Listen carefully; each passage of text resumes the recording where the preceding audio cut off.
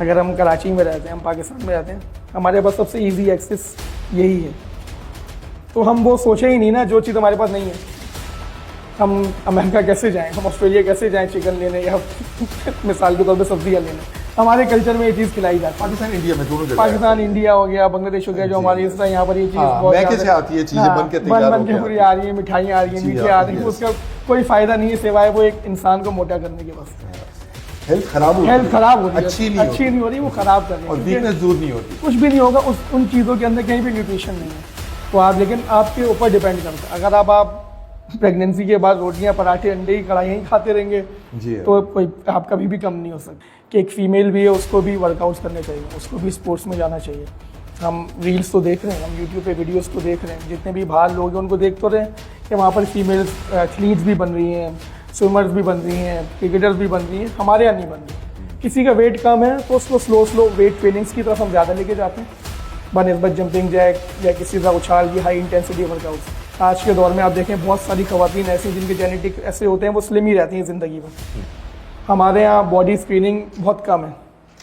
हमारे यहाँ body test हम लोग जो एक नॉर्मल टेस्ट हैं, BMI हो गया, BMR, उसके अलावा जो यूरिक एसिड के टेस्ट, इस तरह के टेस्ट हम लोग कोई भी नहीं कराते। मतलब लोगों को पता भी नहीं है, वो 2-2.5-3 हज़ार के टेस्ट हैं, कोई कराते ही नहीं है। जब बिल्कुल हम लेट जाते हैं तब हमें याद आता है, क्योंकि जिस तरह दौर चेंज होता जा रहा है, जिस तरह चीज़ें चेंज होती जा रही हैं, उस तरह हमें अपने आप को भी चेंज करना पड़ेगा। इस वक्त दुनिया की सबसे बड़ी एडिक्शन मेरी नज़र में खाना है।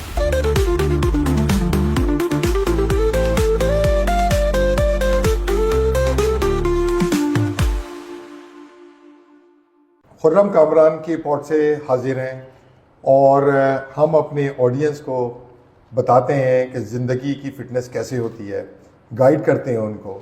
लेकिन आज हमारे साथ ऐसी शख्सियत मौजूद हैं जो जिम की फ़िटनेस के बारे में और फिज़िकल फ़िटनेस के बारे में बताते हैं। वो एक्स्ट्रा ऑर्डिनरी ट्रेनर हैं और वेरी पोलाइट, वेरी क्यूट। उनका नाम है ज़ुएब शहूद। कैसे हैं आप? मैं ठीक ठाक कामरान भाई, आप बताएं कैसे ठीक ठाक हैं? बहुत बहुत शुक्रिया, आप हमारे साथ आए, हमें ज्वाइन किया, हमारे लिए टाइम निकाला। Most welcome. और आप अपने बारे में बताएं, आप कैसे करते हैं कंडक्ट ट्रेनिंग, कहाँ करते हैं ट्रेनिंग, और अपनी लाइफ के बारे में थोड़ा सा ब्रीफ इंट्रोडक्शन दीजिएगा। मेरा नाम ज़ुएब शहूद है। राइट नाउ मैं ट्राईफिट पाकिस्तान के अंदर एज अ फिटनेस मैनेजर और पर्सनल ट्रेनर काम कर रहा हूँ। ट्राईफिट पाकिस्तान जो है सो पाकिस्तान का सबसे बड़ा जिम है। हमारी 7 ब्रांचेस हैं इन कराची, एक सीव्यू पे, एक बिलावल हाउस पे और एक क्या कहते हैं लकी वन पे। सेग्रीगेटेड जिम है हमारा, मेल फीमेल बिल्कुल डिफरेंट। इसके अलावा लकी वन के अंदर हमने अभी किड्स का भी ओपन किया है। इंशाल्लाह हम लोग इस्लामाबाद में भी जा रहे हैं, फैसलाबाद में भी जा रहे हैं, लाहौर में भी जा रहे हैं, सून वहाँ पर हम जाएंगे। मुझे एक बात बताएं आप जी फिजिकल ट्रेनिंग तो कराते हैं, बिल्कुल। आपके ख्याल में फिजिकल ट्रेनिंग के साथ मेंटल ट्रेनिंग कितनी इंपॉर्टेंट होती है? फिजिकल ट्रेनिंग के साथ मेंटल ट्रेनिंग जो बिल्कुल 100% इम्पॉर्टेंट होती है, क्योंकि अगर दोनों चीज़ें एक दूसरे से कनेक्ट नहीं करेंगी तो दोनों चीज़ें हमारी रिस्पॉन्ड नहीं करती, ना बॉडी रिस्पॉन्ड करती है ना मेंटल क्या कहते हैं ट्रेनिंग रिस्पॉन्ड करती है। दोनों चीज़ें एक दूसरे से कनेक्ट होती हैं। लोग फिजिकल ट्रेनिंग के लिए क्यों आते हैं? फिजिकल ट्रेनिंग के लिए क्यों आते हैं? अब देखें, आजकल ट्रेंड बन गया है कि लोग फिजिकल ट्रेनिंग के लिए आ रहे हैं, लेकिन अगर आप मुझसे पूछें, मैं बोलता हूँ ये ट्रेंड बहुत अच्छा ट्रेंड है। इसी बहाने लोग कम से कम जिम आ रहे हैं, एक एक्टिविटी में, एक अच्छी एक्टिविटी, ऐसी एक्टिविटी उसमें इन्वॉल्व हो रहे हैं जिसमें लोगों को बहुत पहले इन्वॉल्व हो जाना चाहिए था। लेकिन जैसे ही इंसान एक फ़िज़िकल एक्टिविटी में से इन्वॉल्व होता है, उसके साथ साथ उसकी मेंटल हेल्थ जो है वो भी बहुत अच्छा होना शुरू हो जाती है। आपके ख्याल में डिप्रेशन, एंग्जाइटी, स्ट्रेस, इन सब की मैनेजमेंट के लिए फ़िज़िकल ट्रेनिंग ज़्यादा ज़रूरी होती है या उसके साथ साथ मेंटल ट्रेनिंग की भी ज़रूरत पड़ती है? फ़िज़िकल ट्रेनिंग ज़्यादा ज़रूरी है। आप कभी भी किसी भी डॉक्टर के पास जाएं, मतलब अपनी मेंटल हेल्थ से रिलेटेड, वो हर बंदे को क्या बोलता है, आप जिम जाएं या कोई ऐसा काम करें फिज़िकल हेल्थ से रिलेटेड जिसमें आप इन्वॉल्व हो जाएं। अब हमारा पाकिस्तान में, कराची में सबसे बड़ा ड्रॉबैक ये है कि हमारे पास इंडोर स्पोर्ट्स नहीं है, तो हम लोगों के लिए ईजी एक्सेस नहीं होता इंडोर स्पोर्ट्स का, तो हम लोग घूम फिर के जिम्स की तरफ जाते हैं। तो जिम्स में जब हम जाते हैं, वहाँ पर हम फिजिकल एक्टिविटी करते हैं, हमारे अंदर एक क्या कहते हैं हार्मोन होता है डोपामाइन, जो हैप्पी हार्मोन होता है। जैसे ही हम कोई भी फिजिकल एक्टिविटी करते हैं वो हमारा एक्टिव हो जाता है, तो हमारा जो मेंटल क्या कहते हैं मेंटल स्ट्रेस है, चीज़ें वो ऑटोमेटिकली डाउन होना शुरू हो जाती हैं। तो आपका जो वो स्ट्रेस है वो कम होना शुरू होता है, आप एक हैप्पी मूड में आना शुरू हो जाते हैं। डोपामाइन जो हैप्पी हार्मोन भी कहलाता है, इसलिए आप देखें जितने भी स्पोर्ट्समैन हैं, किसी भी किस्म का जो स्पोर्ट्समैन है, किसी भी किस्म की जो फिजिकल ट्रेनिंग कर रहा है या कुछ भी कर रहा है, वो नॉर्मल इंसान से ज़्यादा खुश रहता है, ज़्यादा फोकस रहता है। इसलिए मैं ये देख रहा था कि जो डोपामिन जो बॉडी में से डाउन होता है जी, उसकी मेन वजह जो हम रील्स और जो शॉर्ट्स देखते हैं और वो उनको हम स्क्रॉल करते हैं, तो उससे वो बहुत रिलीज़ होता है, बॉडी रिलीज़ करती है और डाउन होती है। तो आपके ख्याल में जो फिज़िकल ट्रेनिंग है या जिम की ट्रेनिंग है, फिज़िकल ट्रेनिंग में एथलीट्स की बिल्कुल डिफरेंट होती है, बिल्कुल डिफरेंट होती है, बिल्कुल जिम के 100%। अंदर भी एंटायरली जी, डिफरेंट है, बिल्कुल। बट उनके लिए जॉगिंग है, वॉक है और दूसरी एक्सरसाइजेज हैं जो जिम में नहीं होती, बिल्कुल या जो मॉडर्न जिम्स हैं उसमें भी होती हैं। लेकिन जो डोपामिन है वो आपको पता है और कौन कौन से हार्मोन्स को डिस्टर्ब करता है बॉडी में? वो दूसरे हमारे जितने दूसरे हार्मोन्स को डिस्टर्ब करता है। जी, डिस्टर्ब किस सेंस में बोल रहे हैं आप? मतलब अफेक्ट करता है वो जो पॉजिटिव हार्मोन्स होते हैं जो बॉडी के लिए ज़रूरी होती हैं, हेल्दी हार्मोन्स, जैसे आपने ये बताया जी। कि ये हैप्पी है, तो उस तरीके से उनको भी वो रिड्यूस करता है डोपामिन। जो मैंने आपको बताया कि लोगों को नहीं पता, वो अपना स्ट्रेस रिलीज करने के लिए सोशल मीडिया का सहारा लेते हैं, सोशल मीडिया पे ज़्यादा टाइम स्पेंड करते हैं। उनका स्क्रीन टाइम जो है वो 3 घंटे 4 घंटे, कुछ लोगों का जो आजकल के बच्चे 8-8 घंटे होता है, वो ऐसे होता है कि वो 8 घंटे स्क्रीन टाइम ऐसा होता है कि 4 घंटे तो वो सोशल मीडिया पे रहते हैं, फिर 4 घंटे वो मूवीज देखते हैं या 2.5 घंटे या 3 वॉट एवर जो उनका जो है, उसके बाद फिर वो मूवीज देखते हैं या और करते हैं, तो टोटल ओवरऑल 8 से 10 घंटे अब वो डोपामिन रिलीज कर रहे हैं। उनको नहीं पता कि जो मेल हार्मोन होता है टेस्टोस्टेरोन, उसके ऊपर इम्पैक्ट आता है, वो नीचे होता है, इम्पोटेंसी होती है। हमें ज़्यादातर ये पता है कि जो हार्मोन्स हैं उससे इम्पोटेंसी होती है, जबकि उन्हें ये नहीं पता कि ये मोटिवेशन के लिए, जो आपके मसल्स स्ट्रेंथ है उसके लिए, और जो आपकी बोन्स हैं उसकी स्ट्रेंथ, मेंटल स्ट्रेंथ के लिए भी बहुत ज़रूरी है, बिल्कुल ज़रूरी है। तो मुझे आप ये बताएं कि वो जो हार्मोन्स डेवलप करना है उनके लिए आप डाइट प्लान ज़रूर बताते हैं या खाली आप सिर्फ एक्सरसाइजेस पे कंसंट्रेट करते हैं? नहीं, देखिए दोनों चीज़ें होती हैं। अब बिल्कुल आपने जैसे बात करी डिफरेंट तरीके की हमारी एक्टिविटीज़ हैं। अब मैंने आपको क्या बोला, हमारे पास सबसे बड़ा इशू क्या है, हमारे पास एक्टिविटीज़ बहुत हैं, इंडोर स्पोर्ट्स हैं, गेम है, आप दुनिया में जाए बहुत चीज़ें हैं, लेकिन हमारे पास फैसिलिटीज़ कम है। जब बंदा जिम आता है सबसे पहले हमारी कोशिश ये होती है कि वो जिम आए रेगुलर, जी, एक चीज़ से आके जुड़ जाए, मतलब जिम आना शुरू हो। जब वो जिम आना शुरू हो जाता है तो हम उसके साथ साथ उसको डाइट बताना शुरू करते हैं। अच्छा, वो जिम क्यों नहीं आते? जिम मतलब लोग जो है जिम आने में काहिली बिल्कुल और सुस्ती और रिलेक्टेंट भी होते हैं। एक तो वजह अफोर्डेबिलिटी भी है आजकल बहुत ज़्यादा, मतलब हमने देखा है कि अच्छी खासी फ़ी होती है, और अगर आप बगैर ट्रेनर के करें तो आपके वो रिजल्ट्स और गोल्स नहीं अचीव हो पाते। तो जो लोग अफोर्ड नहीं कर पाते उनके लिए क्या सजेशन ठीक है? जो लोग अफोर्ड नहीं कर पाते, अब किसी भी दुनिया की किताब में नहीं लिखा हुआ कि आप एक एक्सपेंसिव जिम में जाएं, महंगे जिम में जाएं, आप सस्ते जिम में भी जा सकते हैं जी। हमारे पास ऐसे भी जिम्स हैं जो 500 रुपये फीस ले रहे हैं, आज 1000 रुपये फीस ले रहे हैं। तो हर तरह के जिम्स मौजूद हैं आपके पास। आप जिम नहीं जा रहे, आप पार्क चले जाएँ, पार्क आपके लिए बिल्कुल फ्री है। आप पार्क भी नहीं जा रहे, आप घर में भी एक अपना क्या कहते हैं योगा मैट लेके 15-20 मिनट आधा घंटा वहाँ भी वर्कआउट कर सकते हैं। सोशल मीडिया आपका भरा हुआ, ये डिपेंड करता है प्रायोरिटीज़ के ऊपर हमारी कि प्रायोरिटीज़ क्या है। जिम में इसलिए सजेस्ट करता हूँ क्योंकि जब आप जिम जाते हैं वहाँ पर एक पूरा एनवायरनमेंट होता है। एक बंदा जैसे ही जिसकी मेंटल हेल्थ ख़राब है, वो घर में अकेला है या एक्सपायर जहाँ भी अकेला है, वो लोगों के साथ उठ रहा है बैठ रहा नहीं है, वो और डिप्रेशन में जा रहा है। जब वो जिम आता है वहाँ पर उसको 100 तरह के लोग मिलते हैं। अब आप जब जिम जाएं, आप देखें जितने भी जिम में लोग होते हैं वो खुश होते हैं, एक दूसरे से बात कर रहे होते हैं, चीज़ें कर रहे होते हैं, उनकी जितनी ज़िंदगी की टेंशन है जो भी वो सब भूल जाते हैं। क्यों? कोई भी आया वो अपनी उस टेंशन से रिलेटेड बात नहीं करता। आपको कोई नया बंदा मिला, मुझे कोई नया बंदा मिला, हम दोनों अपनी एक नॉर्मल बात करना शुरू कर देंगे, तो उसमें हम लोग और खुश होते हैं, वो टेंशनें सारी आप भूल गए। तो वो आपको एनवायरनमेंट एक क्रिएट करा रहा है। घर आप जा रहे हैं, घर में वो आपको एनवायरनमेंट नहीं मिलेगा। आप पार्क जा रहे हैं, हमारे यहाँ पार्क में वो एनवायरनमेंट नहीं है, वहाँ भी आप अकेले ही हैं, तो आप और टेंशन में जा रहे हैं पार्क में जाके और अकेले करके। उससे बेहतर आप एक जिम में जाएँ, किसी भी जिम में जाएँ। हाँ, मैं ये कहीं भी नहीं बोल रहा, या कोई भी ट्रेनर या कोई भी स्टडीज़ ये नहीं बोलती आप महंगे जिम में जाएं। आप जो जिस चीज़ को अफोर्ड कर सकते हैं आप उस जिम में चले जाएं। अच्छा, मुझे आप ये बताएं, आपने बहुत मज़े से कहते कि 500 रुपए के जिम भी अवेलेबल है। कराची तो बड़ा गरीब परवर शहर है, दूसरे शहरों में इतनी फैसिलिटीज़ अवेलेबल नहीं है as compared with, even Lahore में भी नहीं है। लाहौर में भी बड़े बड़े जिम्स हैं, जो छोटे जिम्स हैं वो बहुत रेयर हैं। सही है। लाइफ स्टाइल के इश्यूज हैं या ट्रेंड के इश्यूज हैं या लोगों को अवेयरनेस नहीं।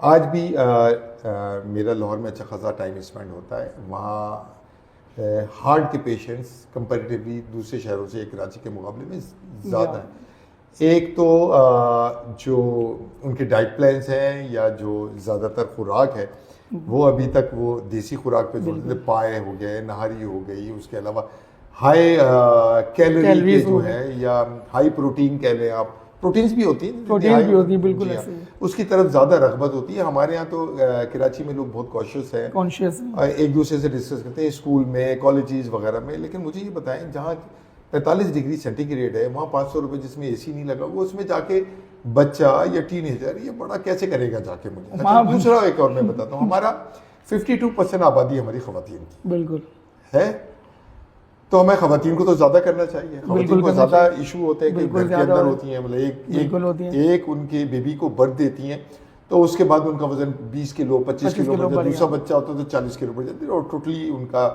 जो फिजिकल ज्योग्राफी होती है वो टोटली कन्वर्ट हो जाती है। बिल्कुल ऐसे ही है। उनको ज़्यादा और लोग उनको करने नहीं देते कि जिम जाओगे तो पर्दादार 4 दीवारी में रहेंगे। I am not talking about the cities और द कॉस्मोपॉलिटन सिटीज और urban area, I am talking about the villages and the rural area और द कंट्री साइड। वहाँ बहुत है। आप लोगों के अभी बिल्कुल ऐसे ही आपका ताल्लुक चूँकि पहाड़ी इलाके से नॉलेज में है और आप वैसे ही सुर्ख सफ़ेद भी हैं और सारी चीज़ें।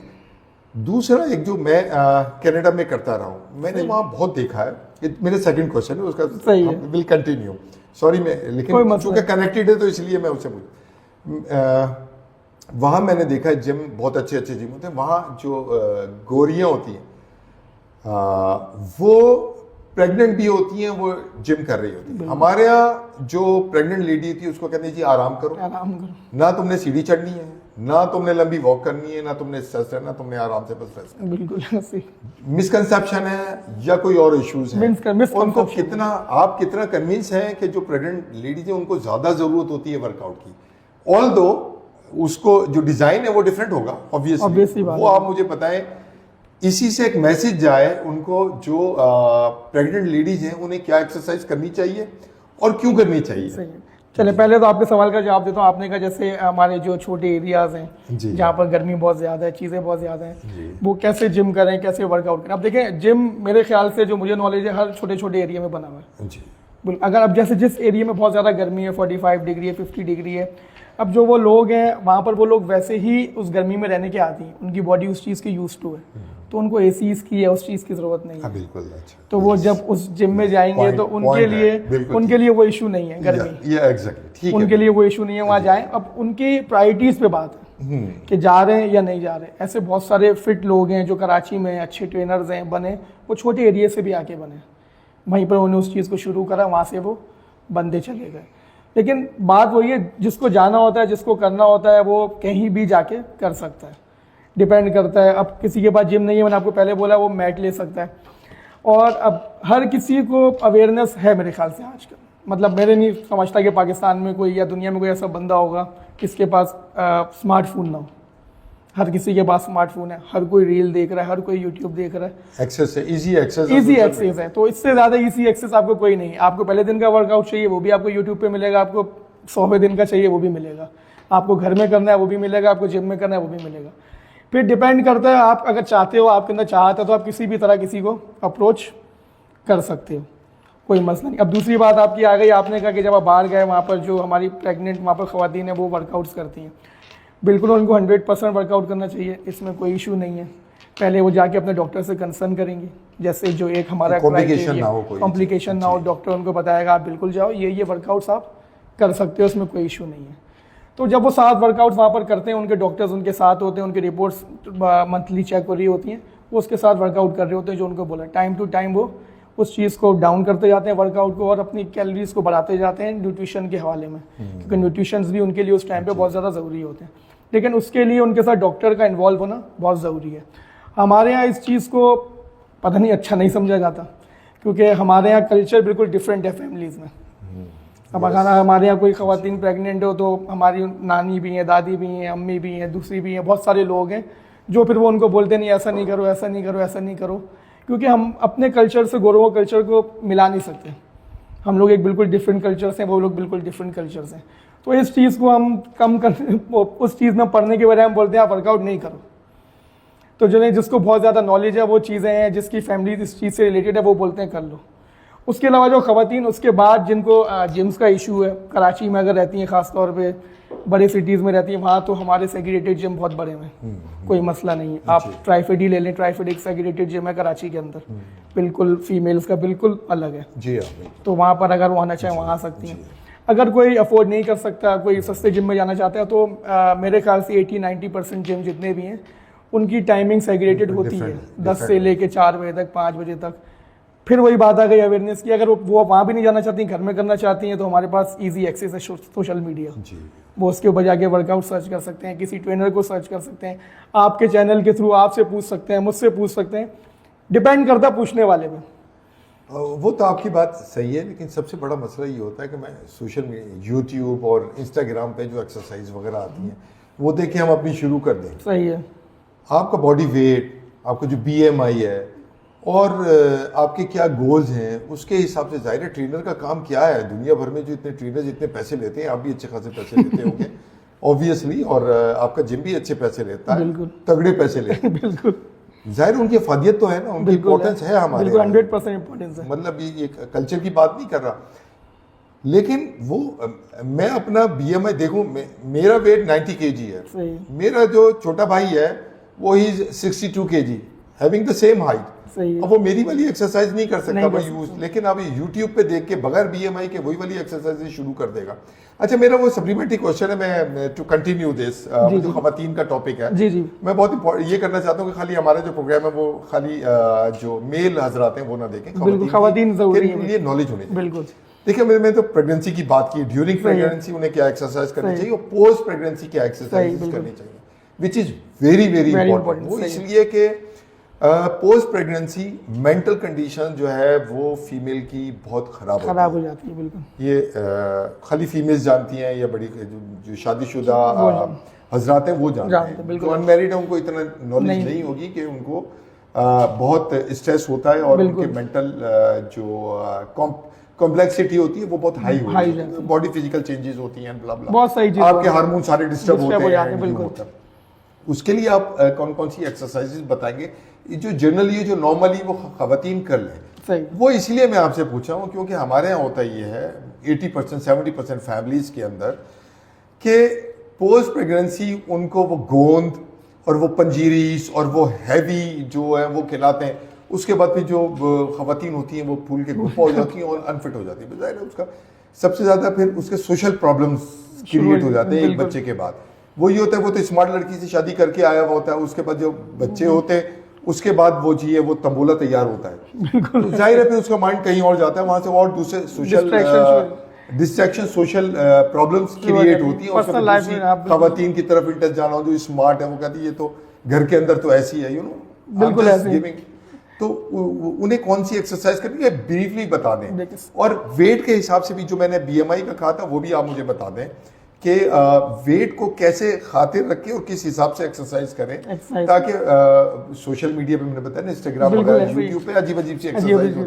अब वो बड़े एथलीट्स की भी होती है, इंटेंस एक्सरसाइज भी, तो आई नो, मुझे तो पता है, लेकिन आम नाज़रीन के लिए वो जरा ये आपने बिल्कुल सही बोला। यूट्यूब पे बहुत सारे लोग हैं जो देख के शुरू हो जाते हैं, वो उनके लिए नहीं होती। चले पहले खवातीन की बात करते हैं। अब जैसे खवातीन को प्रेगनेंसी के दौरान, हम वही मैंने आपसे बात की ना, हमारा कल्चर है जी, दुनिया में नहीं हो रहा कहीं कि उनको इतनी सारी चीजें खिलाई जा रही हैं जी, यस, कि आप गोंद भी खिला दें, पता नहीं फलान XYZ चीजें खिलाई जा रही हैं। दुनिया में ऐसा कहीं भी नहीं है, कोई भी नहीं खिलाता। हमारे कल्चर में ये चीज खिलाई जाती है। पाकिस्तान इंडिया में दोनों जगह, पाकिस्तान इंडिया हो गया, बांग्लादेश हो गया, जो हमारी इस तरह यहाँ पर ये चीज कैसे आती है, चीजें बन के तैयार बन के पूरी आ रही है, मिठाइयाँ आ रही है, मीठे आ रही है, उसका कोई फायदा नहीं है सिवाय वो एक इंसान को मोटा करने के बस। हेल्थ खराब हो रही है, अच्छी नहीं हो रही, वो खराब कर रही है, और वीकनेस दूर नहीं होती, कुछ भी नहीं होगा उन चीजों के अंदर, कहीं भी न्यूट्रिशन नहीं है। तो यानी यखनी वगैरह ले लें, जूस ले लें, जो जूस नहीं अफोर्ड कर सकते, वेजिटेबल सूप ले सकते हैं, उससे आदमी। अब एक आप मीठी चीज खा रहे हैं हाई कैलोरीज की, उसमें आप कैसे एक्सपेक्ट कर रहे हैं कि न्यूट्रिशन होंगे? चले वो हमारे फैमिलीज के खुशी है वो खिला रही, लेकिन उसके बाद सबसे पहले जब प्रेगनेंसी से वो पोस्ट प्रेगनेंसी हो जाए, फ्री हो जाए, सबसे पहले जो उनको करना चाहिए, ख़वातीन को डॉक्टर से मिल के सब चीज़ें करके उसके बाद उनको अपनी डाइट प्लान को थोड़ा सही करना चाहिए। सबसे पहली चीज़ आपकी आती है डाइट्स, न्यूट्रिशंस, जो आपने उस 9 मंथ में खाए, 9 महीने में बहुत ज़्यादा खाए, बहुत ज़्यादा फैट वाली चीज़ें गूगल पे अवेलेबल होंगी, गूगल पे अवेलेबल, अगर अवेलेबल नहीं भी है इसमें कोई बड़ी साइंस नहीं है जी। कैलोरीज को आपको डाउन करना है। जो आपको बहुत ज़्यादा फैटी चीज़ें, आप जैसे पराठे खा रहे हैं, बहुत ज़्यादा पाए खा रहे हैं, चीज़ें खा रहे हैं, इनका कोई फ़ायदा नहीं है सिवाय नुकसान के। उनको आप आहिस्ता आहिस्ता कम करते जाएँ। वो चीज़ें खाएँ जिसमें न्यूट्रिशन वैल्यू ज़्यादा है, जिसमें प्रोटीन वाली चीज़ें ज़्यादा है। आप फ्राई अंडा खा रहे हैं उसकी जगह आप बॉयल अंडा खा लें, कोई मसला नहीं। आप जहाँ आप पराठे खा रहे हैं देसी घी में, उसकी जगह ब्राउन ब्रेड। बताते चले कि वो जो, सॉरी इंटरप्ट कर रहा हूँ, कि हाफ बॉइल्ड और फुल बॉइल्ड की जो तासीर है उसमें भी फर्क होता है। आप ठीक है, तासीर में बिल्कुल फ़र्क होता है, लेकिन जिसको जो पसंद है वो खा ले, हाफ बॉयल खा ले, फुल बॉयल खा ले, कोई मसला नहीं है। अच्छा, जो घर में नॉर्मल डिशेस बनती हैं उसको अगर कोई स्वैप करें और बहुत इजीली उसको ट्रांसफॉर्म कर दें कि हाई प्रोटीन से उसको थोड़ा लो पे ले आए, हाई कैलोरी डाइट को, देखिए डाइट जितने भी लो कैलोरी डाइट पे थोड़ी सी चेंज करके ले आए, बिल्कुल ऐसा ही। मिसाल के तौर पे कि जो फ्राइड चीजें होती हैं उनको एयर फ्राइड कर लें, या और भी बहुत सारी। अब दुनिया में देखिए जितनी भी चीज़ें, जितनी भी हाई न्यूट्रिशन वाली चीज़ें हैं, वो कोई अलग चीज़ नहीं है। वही चिकन है, वही फिश है, वही बीफ है, वही मटन है। उसको बनाने का तरीका है बस, वही अंडे। जहाँ आपने अंडे को डीप फ्राई कर दिया, वो आपको कैलोरी ज़्यादा कर दी उसने, वो आपको न्यूट्रिशन की जगह आपको फैट देना शुरू कर दिया, उसने मोटा करना शुरू कर दिया। जहाँ आपने उसको ऑलिव ऑयल में हाफ फ्राई किया, सॉरी ऑलिव ऑयल में आपने उसे फ्राई किया हल्का फुल्का, उसको खाया, वो आपके लिए सही है। इसी तरह जहाँ आपने उसको बॉईल किया, खाया, सही है। इसी तरह आपने चिकन बनाई है, एक चिकन कढ़ाई बनाई है तेल के अंदर बहुत ज़्यादा, उसमें से तेल निकाल के उसको आप एयर फ्राई कर दें या ऑलिव ऑयल में हल्के से बना लें। चीज़ें वही हैं, आपने उसको सिर्फ कम करना है। हम आपको नहीं बोल रहे कि आप कोई कंपटीशन खेल लें या खेलने, नहीं, आपका वो काम नहीं है। आपको ना कोई हम 6 पैक्स बनाने का बोल लेना कुछ, आपको एक नॉर्मल बात कर रहे हैं। जो आप खाना खा रहे हो, चिकन खा रहे हो, बीफ खा रहे हो, कुछ भी खा रहे हो, उसको आप ऑलिव ऑयल में बना लो, कोकोनट ऑयल में बना लो। अगर आपके पास ये चीज़ें एक्सेस नहीं है तो आप उसमें ऑयल कम कर दो। आपके पास वो भी नहीं है तो आप उसमें सिर्फ जो चिकन है या कोई भी चीज़ है एक्स्ट्रा वो निकाल के खा लो। पराठों की जगह आप लाल आटे की रोटी खा लो, बाजरे की रोटी खा लो, जौ की रोटी खा लो, ये खा लो। ये आपको बहुत ज़्यादा हेल्प करेंगी, आपके न्यूट्रिशन में बहुत हाई है, वेट आपका लॉस होना खुद ही शुरू हो जाएगा। ये आप मुझे इसको दोबारा से आप एक्सप्लेन करें दूसरे वर्ड्स में, कि जो हम लोग कहते हैं कि चीनी छोड़ दें, शुगर छोड़ दें, तो उसमें डाइट के अंदर कौन कौन सी चीज़ें हैं जो लोगों को बताएं, जो वो लोग नहीं समझते कि उसके अंदर शुगर का असर करती हैं वो चीज़ें। अब देखिए, जैसे आपने रिप्लेसमेंट बताई, बहुत अच्छी रिप्लेसमेंट बताई, लेकिन उन लोगों को बताएं कौन सी चीज़ें जो कार्ब्स अंदर जाके शुगर बनाती हैं। जैसे वाइट राइस है जी, राइस में हमारे पास 2 तरह के राइस होते हैं, एक आपके पास बासमती होते हैं, एक सेला होते हैं। जैसे ही आप सेला खाएंगे वो आपकी बॉडी में जाके सिर्फ शुगर और कार्ब्स बनाएंगे। अच्छा, सही है। जितने भी आपको बाहर खाने मिलते हैं 80% 90% वो सेला चावल में बनते हैं। अच्छा, इसलिए वो आपको मोटा करता है। जो प्रोसेस फूड है वो इस तरह का प्रोसेस फूड। तो देखिए, प्रोसेस फूड की भी डेफिनेशन बता दें कि लोगों को उस प्रोसेस फूड खाना चाहिए, नहीं खाना चाहिए, तो क्यों नहीं खाना चाहिए। मैं आपको बताता हूँ। सही है। दूसरी तरफ आपके बासमती राइस आ गए, आप उनको स्टीम कर लें, नॉर्मल स्टीम आपने करा, बॉईल करा, वो आप खा सकते हैं, उसमें कोई इशू नहीं है। लेकिन उसकी एक लिमिट है, आप 1 प्लेट आधा प्लेट बॉयल चिकन के साथ पोर्शन ले लें, कोई मसला नहीं है। इसी तरह रोटी का रिप्लेसमेंट है, आप मैदे वाली रोटी नहीं खाएं। ऑब्वियसली बात है, मैदे वाली रोटी आप खाएंगे वो आपके अंदर बॉडी के अंदर जाके सिर्फ आपको फैट्स देगी और आपको ये कहते हैं कार्ब्स देगी, आपको शुगर बनाएगी, कुछ नहीं करेगी। आप लाल आटे की रोटी खा लें।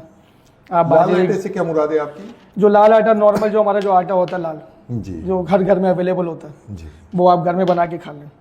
बाजरे का आटा ले लें, जौ का आटा ले लें, जो हमारे इस्लामिक पॉइंट ऑफ व्यू से सबसे बेस्ट है। मकई का आटा ले लें, इवन राइस का आटा है, राइस वो ले लें। मतलब जो इजी एक्सेस है आप वो कर लें जी। ये सब वो चीज़ें जो हर घर में आपको अवेलेबल है, इसमें कोई मसला नहीं है। तो आप, लेकिन आपके ऊपर डिपेंड करता है। अगर आप प्रेगनेंसी के बाद रोटियां पराठे अंडे की कढ़ाई ही खाते रहेंगे तो कोई आप कभी भी कम नहीं हो सकते। फिर उसके बाद आपने बात की प्रोसेस फूड की। प्रोसेस फूड में हमारे यहाँ सबसे खतरनाक चीज़ है हमारे चिप्स और बिस्किट्स।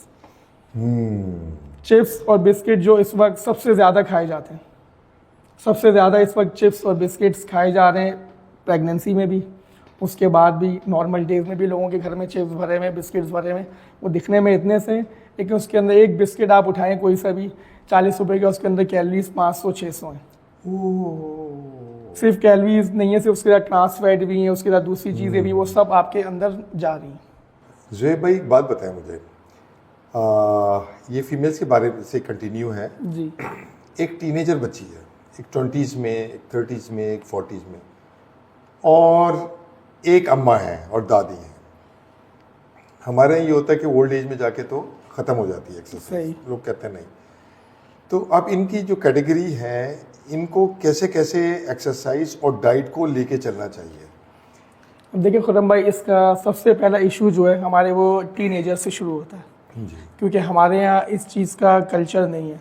हमारे यहाँ इस चीज़ को कोई भी समझे आगे बता नहीं रहा, ना स्कूल्स में ना जगह पे कि एक फ़ीमेल भी है उसको भी वर्कआउट्स करने चाहिए, उसको भी स्पोर्ट्स में जाना चाहिए। हम रील्स तो देख रहे हैं, हम यूट्यूब पे वीडियोस तो देख रहे हैं, जितने भी बाहर लोग हैं उनको देख तो रहे हैं कि वहाँ पर फीमेल्स एथलीट्स भी बन रही हैं, स्विमर्स भी बन रही हैं, क्रिकेटर्स भी बन रही हैं। हमारे यहाँ नहीं बन रही। क्यों? क्योंकि हमारे पास फैमिली सपोर्ट नहीं है, फैमिली बैकग्राउंड नहीं है इस चीज़ का। अब जैसे समझे एक टीनेजर है, उसको शौक है जिम जाने का, उसको शौक है स्पोर्ट्स करने का, लेकिन उसके घर में जो उसकी वालदा हैं या उसकी दादी हैं, उसके फादर हैं, उसके दादा हैं, वो उस चीज़ को अच्छा नहीं समझते, तो वो क्लैश वहाँ से शुरू होता है। लेकिन अल्हम्दुलिल्लाह अब जो थोड़ा दौर चेंज हुआ, लोगों को थोड़ी चीज़ें पता चलना शुरू हुई, अवेयरनेस आना शुरू हुई, तो उन लोगों ने अलाउ करना शुरू किया। अब जब हम टीनेजर से वर्कआउट करना शुरू करते हैं, किसी भी किस्म का वर्कआउट, किसी भी किस्म की फ़िज़िकल एक्टिविटी में हम शामिल होते हैं, तो आप देखें वो जितनी भी टीनेजर्स हैं, जब वो आगे 20s में जाती हैं, 30s में जाती हैं, एक मदर बनती हैं, 40s में जाती हैं, उनकी लाइफ एक जो पुराने वाली ख़वातीन हैं उनसे बहुत अच्छी है। क्यों? क्योंकि उन्होंने अपने वर्कआउट को भी कंटिन्यू रखा हुआ है, अपने न्यूट्रिशंस को भी कंटिन्यू रखा हुआ है, वो उस चीज़ की यूज़ टू हैं।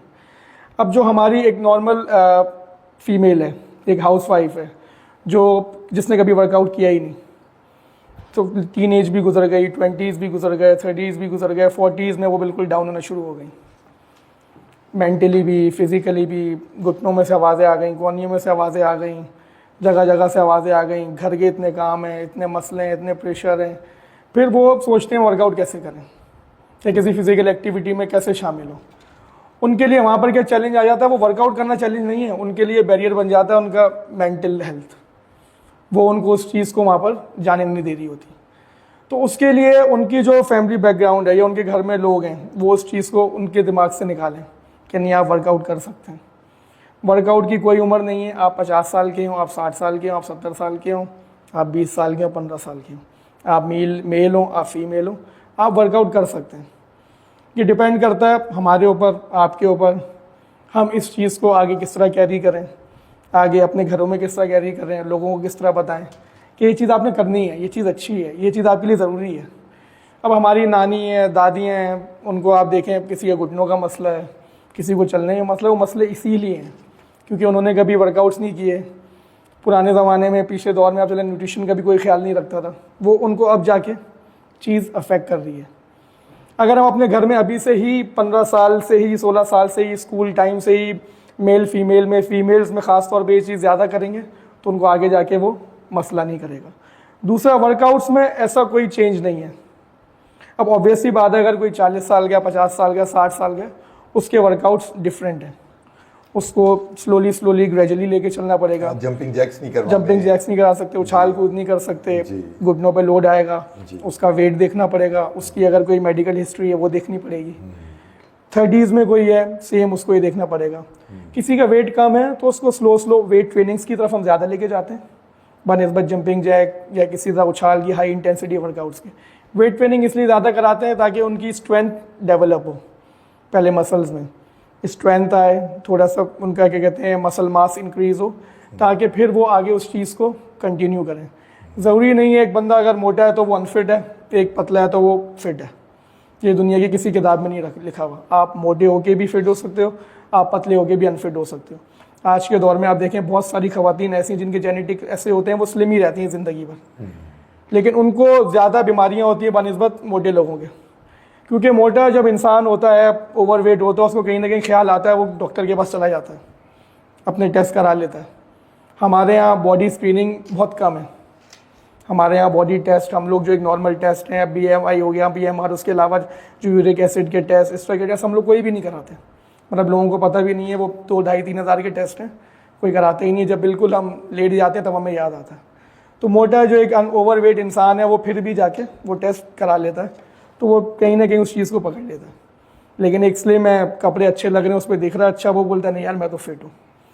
तो इस चीज़ को हमें समझना होगा कि हमें फ़िज़िकल एक्टिविटी में किसी ना किसी तरह शामिल होना होगा, ख़ास तौर पे ख़वातीन को, क्योंकि हमारे यहाँ कल्चर ऐसा है जो फीमेल्स हैं वो घर में ही रहती हैं 80%, जो 20% है वर्किंग वूमेन है या बाहर जा रही हैं उनकी बात नहीं हो रही। 75 to 80% हमारी हाउस वाइफ हैं, घर में रह रही हैं, पढ़ रही हैं, उनका उस तरफ ध्यान ही नहीं, या तो मोबाइल या तो घर। तो उनको उस मोबाइल में जब वो देख रही है रील्स या चीज़ें देख रही हैं, उससे उनको थोड़ा देखना पड़ेगा कि यार हम फिटनेस की तरफ भी जा सकते हैं, क्योंकि जिस तरह दौर चेंज होता जा रहा है, जिस तरह चीज़ें चेंज होती जा रही हैं, उस तरह हमें अपने आप को भी चेंज करना पड़ेगा। इस वक्त दुनिया की सबसे बड़ी एडिक्शन मेरी नज़र में खाना है। खाने से बड़ी एडिक्शन दुनिया में इस वक्त कुछ भी नहीं है। फूड से बड़ी एडिक्शन इस वक्त कुछ भी नहीं है। कोई अल्लाह ना करे मर जाए तो खाने की बात होती है, कोई खुशी हो खाने की बात होती है, कोई दुनिया वर्ल्ड टूर पे जा रहा है खाने की बात करेगा, कोई पाकिस्तान टूर पे जा रहा है खाने की बात करेगा, हर जगह खाने की बात हो रही है। वो खाना तो हम खा रहे हैं, उससे जो हमें नुकसान हो रहे हैं वो हम कर लें, उससे हमने ओवरकम कैसे करना है, उससे हमने बाहर कैसे आना है कोई नहीं सोच रहा। Brownies, chocolate, ice cream, pizza, fried chicken, candies और कितनी इससे मिलती जुलती फैमिली की चीज़ें, जो आजकल की जो बच्चियां हैं और लड़के हैं वो एडिक्टेड हैं। बिल्कुल। तो इन चीज़ों से वो दूर कैसे रह सकते हैं? देखिए मैंने आपको क्या बोला, सबसे बड़ी एडिक्शन क्या बन गई? खाना एडिक्शन बन गया। जी। आप ब्राउनीज खा रहे हैं, आप चीज़ें खा रहे हैं, खाए जा रहे हैं। जी। अब आज के दौर में आप देखें ओवरवेट लोग ज़्यादा हैं। आप 20-25 साल 30 साल पीछे चले जाएं, इतने ओवरवेट लोग। ओवरवेट की क्या डेफिनेशन है? ओवरवेट की डेफिनेशन मतलब जो आपको वेट बहुत ज़्यादा है, जिसके कपड़े अच्छे नहीं आ रहे, जिसको जो एक गुड लुकिंग अच्छा नहीं लग रहा, ओवरवेट है। बेसिकली फिटनेस, मैं आपको सच बताता हूँ, फिटनेस एक हमारी क्या कहते हैं, फिटनेस हमारी एक ऐसी चीज़ है जो हमसे रिलेटेड है बहुत ज़्यादा। बॉडी फैट को कह रहे हैं? बॉडी फैट को कह रहा हूँ। फिटनेस एक इमोशन है इंसान का। मेरे ख्याल में, मुझे नहीं लगता दुनिया में कोई भी इंसान होगा जो बुरा दिखना चाहता होगा। बुरा दिखने का मतलब कभी भी ये नहीं है कि वो काला है या वो गोरा है या वो लंबा है या वो छोटा है। एग्जैक्टली। ऐसा दुनिया में कहीं भी नहीं है। आमिर खान की हाइट कम है लेकिन वो हीरो है। यस, सही है। अगर रॉक लंबा है तो वो हीरो है। सारे खान के छोटे हैं। आप हॉलीवुड में देखें बहुत सारे हीरो हैं वो काले हैं। यस। रॉक दुनिया का सबसे बड़ा हीरो है लेकिन वो काला है। ये हमारे अपने ऊपर है ना, हम उसको कैसे कर सकते हैं। तो अब हमें अगर इस एडिक्शन से आपको बाहर आना है, आपको ब्राउनीज छोड़नी है, सब कुछ छोड़नी है, थोड़ा थोड़ा करके उसको छोड़ना शुरू करें। आप उसके देखें आप उसको नुकसान कितने हो रहे हैं। एक ब्राउनी आप इतनी से खा रहे हैं, 2-2.5-3 हज़ार कैलोरीज आपके अंदर जा रही हैं।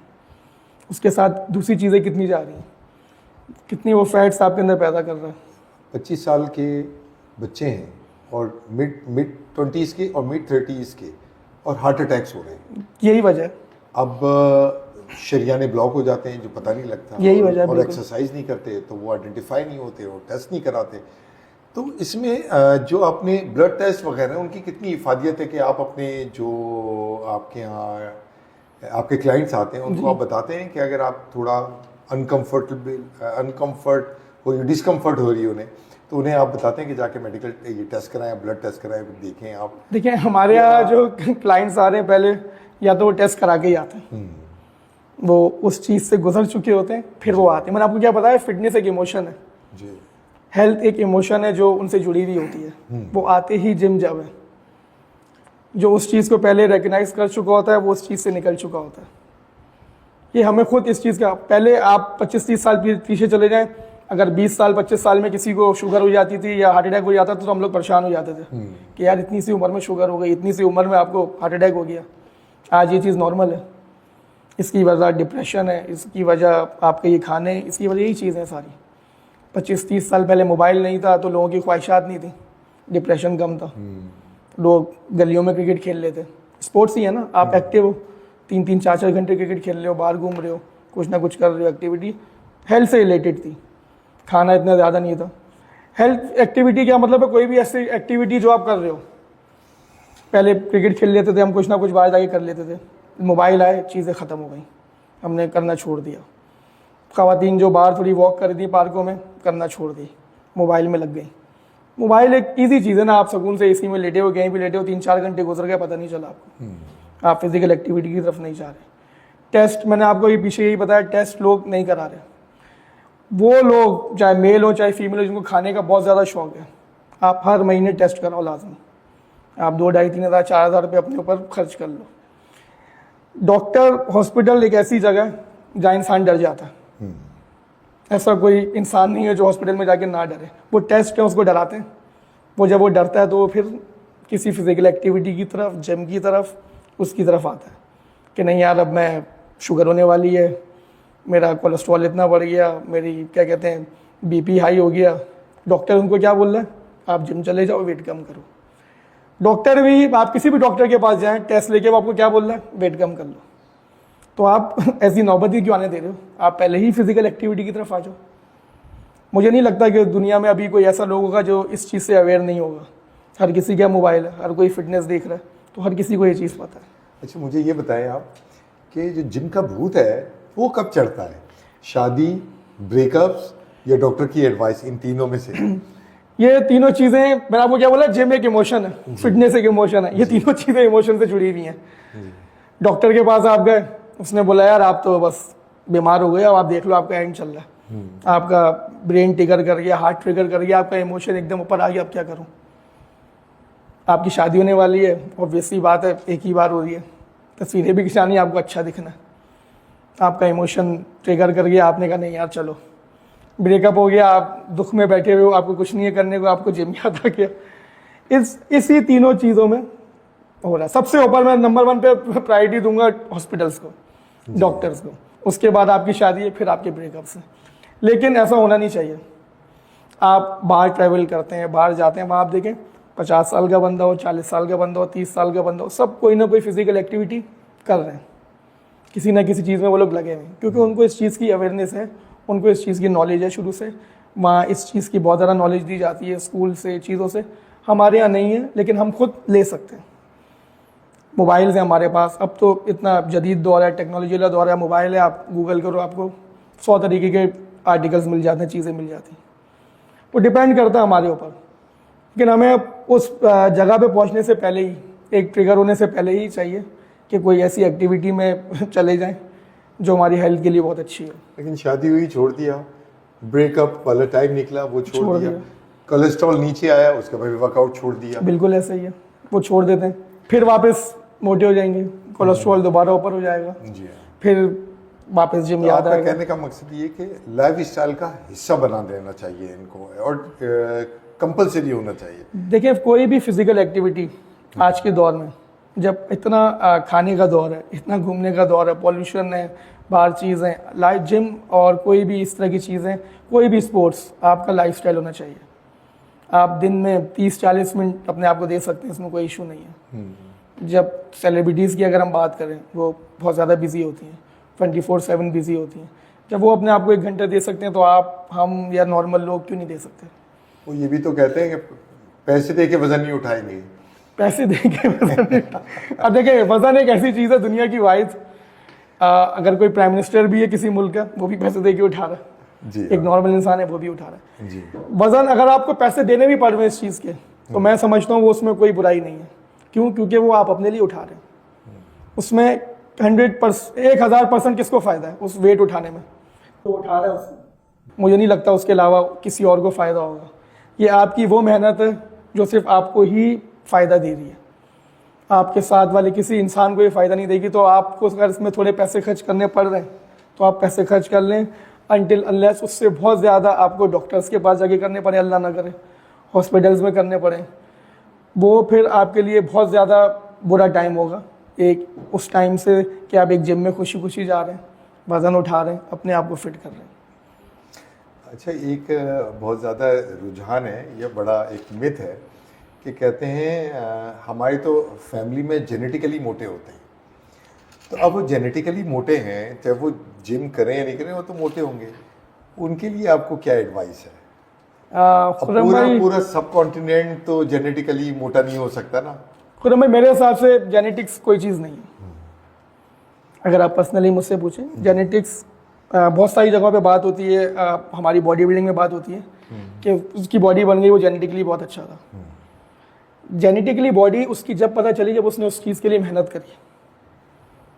जब आप मेहनत करोगे तो आपको पता चलेगा कि आपकी जेनेटिकली अच्छी थी। सही, अगर आप क्रिकेट खेल रहे हैं, आप फास्ट बॉलर हैं, शोएब अख्तर है, शोएब अख्तर को पैदा होता ही नहीं पता था कि वो जेनेटिकली फास्ट बॉलर है। उसने उस चीज़ की मेहनत करी, 20-25 साल लगाए, तो एक्स्ट्राऑर्डिनरी, तो उसको पता चला। वहाँ आपकी जेनेटिक्स ट्रिगर करते हैं। अगर आप जेनेटिकली मोटे हो तो आपको बचपन से ही उस चीज़ का ख्याल करना चाहिए। उसके माँ बाप अगर मोटे हैं, उनको मसला है, जब अगर बच्चा पैदा हुआ आपको पता है उसमें वो चीज़ ट्रांसफ़र होगी, तो आप उसको उसी वक्त से ही उस चीज़ पे ख्याल करो। आप उसको बचपन से ही मोटा नहीं होने दो। 8-10 हमारे यहाँ क्या चीज़ है, बच्चा पैदा होता है उसको खिलाओ, उसको मोटा कर दो। क्यों मोटा कर दें, मुझे पता है बच्चा है, अच्छा लग रहा है, प्यारा लग रहा है, मोटा अच्छा लग रहा है, लेकिन उसको आप वापस थोड़ा 1-2 साल बाद चीज़ें उसकी आप डाउन करना शुरू करें।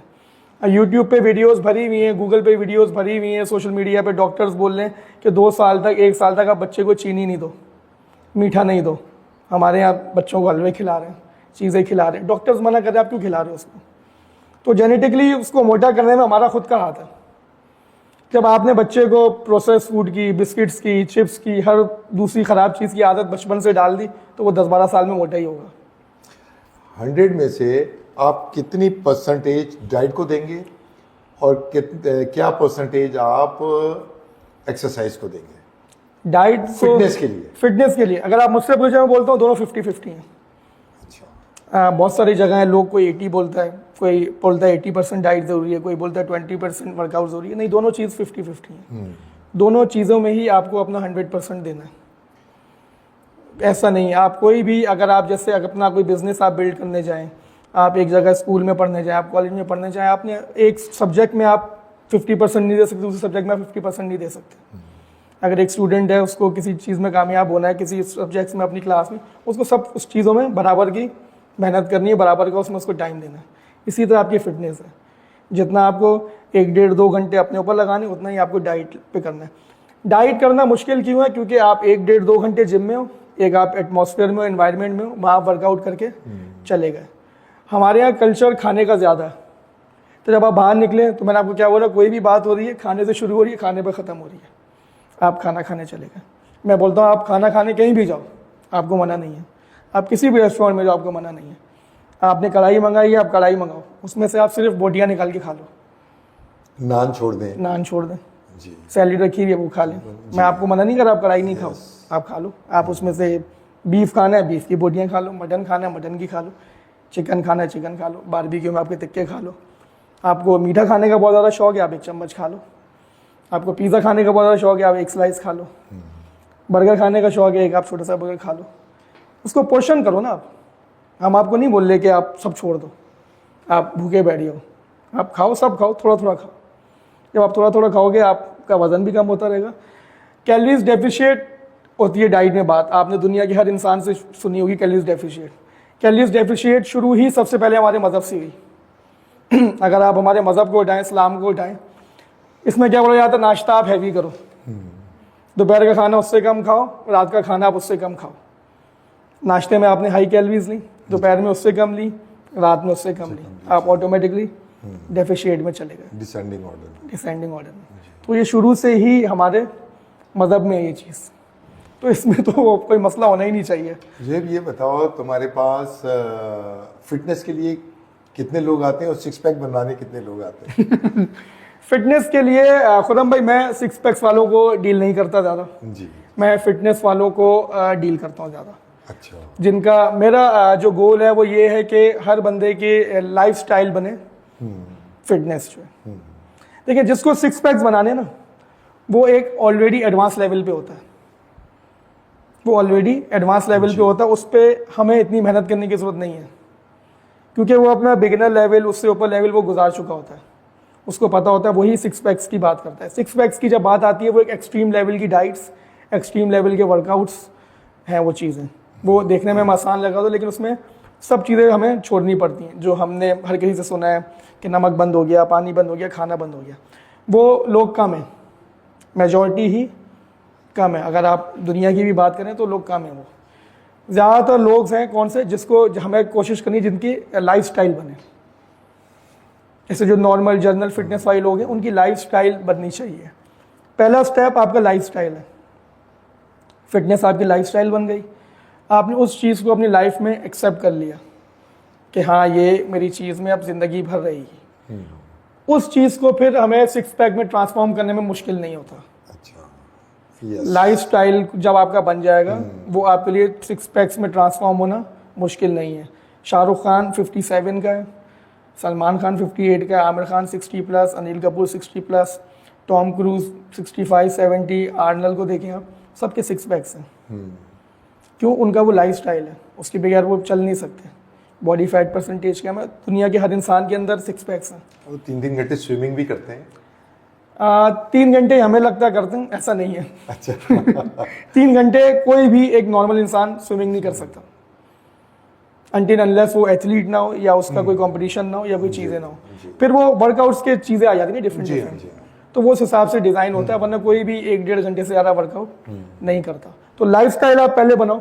जब आपकी एक चीज़ लाइफ स्टाइल होगी वो ऑटोमेटिकली आपको आपका हर गोल अचीव करवाएगी। ये बताएं ज़ुहैब, कभी ऐसा हुआ कि आपके पास आपका ऐसा क्लाइंट आया हो जिससे आप बहुत इम्प्रेस हुए हो और जो बहुत मेहनत करता हो या आपको सरप्राइज़ किया हो किसी तरीके से?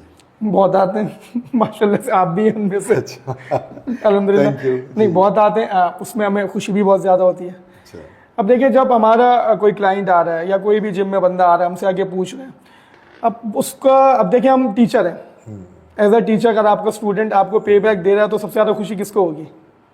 टीचर को खुशी होगी, ऑब्वियसली। तो हमें उस चीज़ पे बहुत ज़्यादा खुशी होती है कि यार ये जो चाह रहा था इसके अपने फिटनेस गोल अचीव हो रहे हैं। क्योंकि देखिए, जब जिसकी किसी का फिटनेस गोल अचीव हो रहा होता है वो उसके इमोशन से अटैच होता है, उसकी खुशी एक अलग होती है। अब जैसे ही आप, कोई बंदा है उसकी टी शर्ट उसको पुरानी आना शुरू हो जाए वो कितना खुश होता है, उसको पुरानी पैंट्स उसको आना शुरू हो जाए वो कितना खुश होता है, वो उसकी एक अचीवमेंट होती है। फिटनेस की अचीवमेंट जो है वो आपको लोग बताएंगे, आपके कपड़े बताएंगे। लोग आके बोलेंगे यार आप स्मार्ट हो गए, वेट आपका कम हो गया, वो आपको दिल से खुशी होगी, वो आपकी अपनी मेहनत है। एक वो टी शर्ट या एक वो कपड़े जो आपको नहीं आ रहे थे, आप पहनोगे, आपको लूज होंगे, आपको अंदर से खुशी होगी। उसमें 100% आपकी मेहनत है, उसमें किसी और की मेहनत नहीं है। तो वो आपको एक फीलिंग ही अलग होती है। जब वो आप 5 साल 8 साल पुरानी टी शर्ट पहन के बाहर निकलोगे, आपका कॉन्फिडेंस एक अलग होगा। आप 10 साल पीछे चले गए ऑटोमेटिकली अपनी एज से, जब आपने वेट लॉस किया। तो उससे सबसे ज़्यादा इम्पोर्टेंट तो ये होता है ना कि आपके चाल ढाल, आपकी सारी चीज़ें चेंज हो जाती हैं और फिर जो लोग आपको कमेंट देते हैं उससे मोटिवेशन भी होता है। बिल्कुल ऑब्वियसली बात है, जब आप वर्कआउट करना शुरू करते हैं, किसी भी किस्म की फिजिकल एक्टिविटी करते हैं, आपका पोस्चर अच्छा हो जाता है, आपके स्ट्रेंथ अच्छी हो जाती है। जब आपका पोस्चर अच्छा होगा, आप सब चीज़ें आपकी ऑटोमेटिकली अच्छी होना शुरू हो जाएंगी। आपका जो इम्पैक्ट है सामने वाले पे वो डबल पड़ेगा। वो देखने वाले को फील होगा कि हाँ यार चेंजेस हैं इसमें। वो खुश भी होगा, वो आपसे आगे पूछेगा। जब आपसे आगे पूछेगा, अच्छा आप एक बार नोट करें, कोई भी फिट इंसान है, आप उससे अमेरिका में गए, जाके मिले, आप नहीं जानते, आप उससे आगे फिटनेस की बात करेंगे, आपको खुशी खुशी बताएगा, बताता ना। आप उससे बोलेंगे यार आप क्या डाइट करते हो, आपको बताएगा। आप उसे पहली दफ़ा मिल रहे, आप उससे पूछेंगे क्या वर्कआउट करते हो, आपको बता देगा। वो एक खुशी होती है। आपसे कोई आगे पूछेगा, आप खुशी खुशी बताओगे यार मैं जिम जाता हूँ, ये करता हूँ, ये करता हूँ। उसकी फीलिंग ही अलग अलग है। वो बंदा बोलता है कि यार ये मेरी एक, क्या कहते हैं, एक मैंने चीज़ ये ली है, मेरे अंदर थी, सामने वाले को पसंद आई, उसने आगे मुझसे पूछी। आप कभी भी ये नहीं सोचोगे मैं क्यों बताऊँ। तो वो एक मोटिवेशन अलग है आपके अंदर, एक लाइफस्टाइल जब आपका होता है, आपको फील ही अलग होता है। ज़ुहैब ये बताओ, डम्बेस्ट मिस्टेक जो है वो क्या होती है जो लोग आते हैं करते हैं? वो like over eating, under eating, over training या अंडर ट्रेनिंग, कोई अनरियलिस्टिक गोल्स होते हैं, ये सारी चीज़ें होती हैं। सबसे पहले जो डम्बेस्ट मिस्टेक होती है, एक बंदा है वो अनफिट है बिल्कुल, मिसाल के तौर पे ओवर वेट है, उसको कुछ भी नहीं पता, पहला दिन है जिम आके गलत वर्कआउट करेगा। वो गलत वर्कआउट करेगा, किसी भी किस्म का गलत वर्कआउट कर रहा है, किसी भी से भी नहीं पूछेगा, यूट्यूब देख के आ जाएगा, शुरू हो जाएगा। ये वो ऐसी हरकत कर रहा है, अपनी हेल्थ के साथ खेल रहा है। अल्लाह ना करे उसको कोई ऐसी इंजरी हो जाए वो ज़िंदगी भर वर्कआउट ना कर सके। तो आप दुनिया के किसी भी जिम में जाएं, कि किसी भी जगह जाएं, आपको जो वहाँ ट्रेनर मिले, आप उससे जाके एक दफ़ा पूछ लें, आपको हर ट्रेनर बता देगा। ऐसा दुनिया में कोई ट्रेनर नहीं है जो आपको गाइड ना करे। आप जाके एक दफ़ा पूछें तो सही से कि यार मेरा फर्स्ट डे है, इस तरह मुझे आप थोड़ा गाइड करो, तो आपको हर बंदा गाइड कर देता। लेकिन आपको पूछना ज़रूरी है, ये नहीं आप खुद हीरो बन के जाके खुद शुरू हो जाओ। तो ये सबसे बड़ी बेवकूफ़ी है लोगों ने आजकल स्टार्ट की हुई। आप जाके पूछ लिया करो, उसमें कोई बुराई नहीं है। अच्छा ज़ुहैब भाई, ये बताएं, एक मिथ है कि नहारी, पाए, हलवा पूरी, समोसे और नान फोड़े और उसके बाद जाके हम जिम कर लेंगे। चले जिम को बाद में लाते हैं, ये मिथ है, इसको आप मिथ ही रहने दें। इसके अंदर अच्छा। इसमें मिथ के अलावा इसमें कुछ भी नहीं है। आप निहारी खाएं, आप पाए खाएं, आप हलवा पूरी खाएं, आप समोसे खाएं, वो सिर्फ आपकी बॉडी को ख़राब कर रही है, आपके अंदर सिर्फ नुकसान पैदा कर रही है, सिवाय एक चीज़ की आपकी ज़बान को मज़ा दे रही है। उसके अलावा उसके अंदर कोई न्यूट्रिशन नहीं है, zero nutrition, zero protein. Cheat day पे तो खा सकते हैं ना? चीट डे कभी भी नहीं होता। अच्छा। चीट मील होती है आपकी। अच्छा। चीट मील का मतलब होता है कि आप कोई भी एक चीज़ खा लें, उसमें कभी आपको ये नहीं बोला कि आप 10 रोटियां खा लें, निहारी खा लें, पाए खा लें, हलवा पूरी खा लें, नहीं। और पूरे हफ्ते का वर्कआउट बराबर का निहारी, पाए, हलवा पूरी आपके लिए कहीं से भी फ़ायदेमंद नहीं है। आपको बहुत शौक है खाने का, आप एक नवाला खा लो, आधा नवाला खा लो, once in a blue moon, समझ में आता है, लेकिन उसका कोई फ़ायदा नहीं। उसके बाद अगर आप जिम जा रहे हो और आप एक अपने वेट लॉस गोल पे हो, तो आप सिर्फ ज़ाया कर रहे हो अपने उस गोल को। आपने अनलिमिटेड कैलोरीज, अगर आप निहारी खाइए, एक बाउल का मगज़ पता नहीं डाल के उसमें चीज़ें XYZ डाल के 10,000 कैलोरीज आपने इनटेक कर ली हैं। 10,000 कैलोरीज को आपको बर्न करने के लिए 1 से 1.5 महीना लग जाएगा, वो भी शायद मैं कम बोल रहा हूँ। आप 40 मिनट 45 मिनट ट्रेडमिल करते हो तो आपकी जाके 200-250 कैलोरीज बर्न होती हैं। जब आप एक निहारी के बाउल में जो काउंटलेस उसमें वो है कैलोरीज, वो आप खा रहे हो, तो आप कैसे ये सोच सकते हो कि वो खा के जिम करके आपको कोई फ़ायदा है? सिर्फ फ़ायदा आपको ये है कि आप जिम जा रहे हो, वो नहीं छोड़ रहे। इस तरह आपको मैं फ़ायदा कह सकता हूँ कि आप कम से कम जिम जा रहे हो, आप एक्सरसाइज कर रहे हो, वर्कआउट कर रहे हो, उससे आप नहीं हट रहे, फिर आप खा रहे हो, चलो वहाँ आप खा रहे हो, यहाँ क्या बराबर कर रहे हो, जिम आप आते रहो, वो आप मत खाओ तो फ़ायदा। असल बात ये, उसमें कोई फ़ायदा नहीं है सिवाय नुकसान के बस। अच्छा, इंटेंस वर्कआउट के बाद जो प्रोटीन शेक पीते हैं जी, या जो प्रोटीन डेफिशिएंसी होती है, उसको कैसे ओवरकम करना चाहिए? अब देखें, आपने वर्कआउट किया, किसी भी किस्म का अच्छा वर्कआउट किया, प्रोटीन डेफिशिएंसी दुनिया की किसी किताब में नहीं लिखा प्रोटीन शेक पी लो। जितने हमारे सप्लीमेंट्स हैं या चीज़ें जो बिक रही हैं, दुनिया की किसी किताब में नहीं लिखा आप उसी से ही प्रोटीन पूरा करोगे। सबसे पहले जो प्रोटीन हमारा जो पूरा करना होता है वो हमारा नेचुरल फूड से होता है। मेन हमारी प्राइमरी सोर्स नेचुरल फूड है, ऑर्गेनिक। जी। आपके चिकन हो गए, आपकी फ़िश हो गई, आपके एग्स हो गए, आपका बीफ हो गया, आपका मटन हो गया। खाना सब वही है, बनाने का तरीका है, जिसको आप अगर ऐसी खाने की चीज़ों को आप एयर फ्रायर में बनाओगे, ऑलिव ऑयल्स में बनाओगे, न्यूट्रिशन हाई होगा, प्रोटीन हाई होगा, जो आपकी बॉडी को नीड है वो पूरी हो जाएगी। उसके बाद अगर आपके प्रोटीन पूरे नहीं हो रहे तो आप प्रोटीन शेक्स ऐड कर सकते हो एज अ एड ऑन, आप एक अपने लिए एक्स्ट्रा चीज़ ले रहे हो बस। लेकिन जो हमारा मेन सोर्स ऑफ फूड है, जो ऑर्गेनिक चीज़ है, वो 100% ज़रूरी है। उसके बगैर ना हम सर्वाइव कर सकते हैं, ना हम प्रोटीन्स को पूरा कर सकते हैं, ना अपनी हम हेल्थ को अच्छा कर सकते हैं। अगर सिर्फ प्रोटीन शेक से ही हेल्थ अच्छी हो रही होती तो दुनिया में जितने भी लोग हैं जो नेचुरल डाइट ले रहे हैं वो छोड़ के सिर्फ प्रोटीन शेक्स ही पीना शुरू कर देते हैं। एक स्कूप डालना है, ग्राइंड करना है, शेक बनाना है, पी लेते हैं। Hybrid vegetable and broiler chicken, इससे आप क्या प्रोटीन हासिल करेंगे, आप मुझे बताएं। खुरम भाई, बात आपकी सही है बिल्कुल, लेकिन इसका जवाब मैं ऐसे देता हूँ कि हमारे पास इनके अलावा सोर्सेज नहीं है। अगर हम कराची में रहते हैं, हम पाकिस्तान में रहते हैं, हमारे पास सबसे इजी एक्सेस यही है, तो हम वो सोचे ही नहीं ना जो चीज़ हमारे पास नहीं है। हम अमेरिका कैसे जाएं, हम ऑस्ट्रेलिया कैसे जाएं चिकन लेने या मिसाल के तौर पे सब्जियां लेने। हमारे पास ये एक्सेस है, यही हमारे लिए। हमारी बॉडी उस चीज़ पे सेट हो चुकी है। हमारी बॉडी ब्राइल मुर्गी को, ब्राइल अंडों को, हाइब्रिड सब्जियों को एक्सेप्ट कर चुकी है। जितने लोग यहाँ फिट हो रहे हैं, जितने हैं, वो इन्हीं चीज़ों पे ही हो रहे हैं। तो हमें ये चीज़ अपने माइंड से निकाल देनी चाहिए कि हमारे पास वो इन्वायरमेंट नहीं है, हमारे पास वो खाना नहीं है, हमारे पास जो है हम उसी में खुश होने चाहिए। पूरी दुनिया इस चीज़ से इफ़ेक्ट हो चुकी है। अब आप ट्रैवल करते हैं दुनिया में, पूरी दुनिया में ही फूड ऑफ क्वालिटी डाउन है, अब वो क्वालिटी नहीं रही। सही है, तो जो हमारे पास है हम उसी को एक्सेप्ट करते हैं, उसी के साथ चलते हैं। आपके पास जो सबसे ईजी सोर्स हो खाने की, आप उसको अपने लाइफस्टाइल में शामिल करो। लाइफस्टाइल का मतलब ही यही है कि आपके पास जो इजी एक्सेस हो चीज़, सही, अगर आप अपने लाइफस्टाइल को मुश्किल बनाओगे, उस चीज़ को आप एक्सेस नहीं कर सकते, वो आपके लिए मुश्किल बन जाएगा। अगर आप बोलो नहीं यार मैं वज़न कम करना चाहता हूँ, मैं डाइट करना चाहता हूँ, मैं तो भाई ऑर्गेनिक चीज़ ही खाऊंगा जब तक बाहर से नहीं आएगी, आप कभी नहीं कर पाओगे। आपके पास इजी एक्सेस चिकन है, फ़िश ले लो, आप चिकन नहीं खा रहे, आपके पास ऑल्टरनेट फ़िश है। फ़िश से ज़्यादा प्योर चीज़ कुछ भी नहीं है। आप पाकिस्तान में, हमारे कराची में मिलती है, आप ले लो, कोई मसला नहीं। चिकन ले लो, बीफ आपके पास अच्छा आता है, मटन आपके पास अच्छा आता है, ले सकते हैं। जो हमारे पास इजी एक्सेस है आप ले सकते हो, कोई मसला नहीं है उसका। यार मेरे पास तो टाइम ही नहीं है, मोटिवेशन ही नहीं होता, और ऑफिस से ही मैं 7-8 बजे निकलता हूँ, तो मैं जिम कैसे करूँ? टाइम आपके पास अपने लिए क्यों नहीं है? मिसाल के तौर पे ये नॉर्मली एक्सक्यूजेज होते हैं Excuses लोगों होते के, मैं उनका जिक्र कर रहा हूँ। बिल्कुल, मैं समझ गया। मेरा तो थोड़ा सा ये अप्रोच है कि मैं जिम के बीच में पूरी लाइफ गुजारूं, बजाय कि अपने डेली रूटीन के बीच में से जिम का टाइम निकालूं। बिल्कुल, दो डिफरेंट कंसेप्ट हैं बिल्कुल, और अप्रोच भी डिफरेंट है, तो मैं जिम कर पाता हूँ क्योंकि दैट इज माय प्रियोरिटी। सही है। तो लेकिन जो ऐसा करते हैं, जो मैंने आपको बताया, उनके लिए आपका क्या मैसेज है, या उन्हें कैसे मोटिवेट करना चाहिए अपने आप? देखिए, मोटिवेशन एक वो चीज़ है तो आपकी शॉर्ट टाइम के लिए आती है।